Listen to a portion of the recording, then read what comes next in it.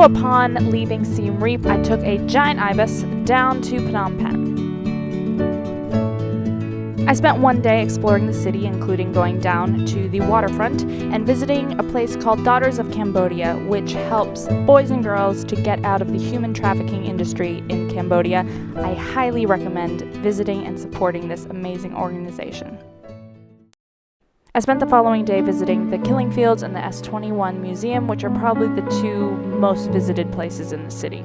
This ended up being the darkest travel day that I've ever experienced, and I actually wasn't going to film because I didn't want to appear disrespectful, but this is a part of history that, especially my generation, I don't think much is taught in Western culture, so I wanted to share with you some of the things that I learned, and I hope that you will take the time to do some research on the horrors that the Cambodian people went through under the horrible Khmer Rouge and Pol Pot.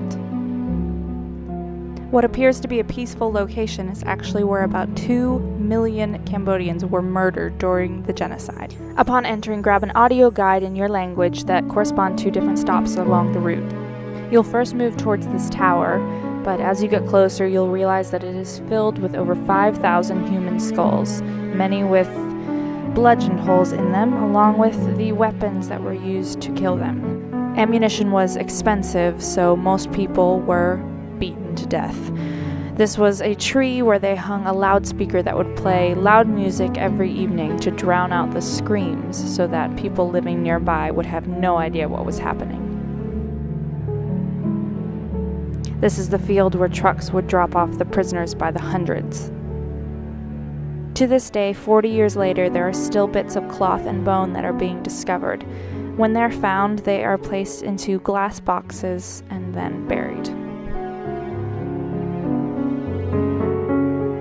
After being executed, bodies were thrown into a mass grave, including this small area where over 450 people have been found. By far the worst to me was the killing tree, where mothers were forced to watch their children tied and beaten to death, followed by their own execution.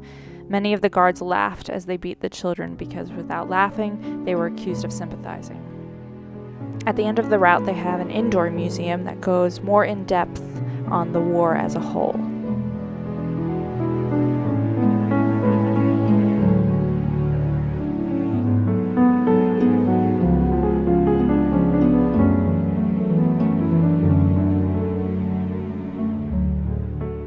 I then visited the S21 Prison, which was an old school transformed into an interrogation center. Suspected traitors were brought here, tortured, and then killed.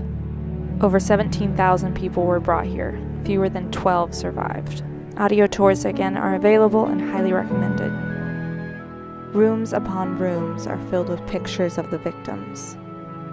After the prisoners had been interrogated, and if they weren't killed on site, they were loaded onto trucks and taken to the killing fields. Dark tourism sites are never easy to visit, but they are important in that you will never forget what the Cambodian people went through, and you will fight for this never to happen again.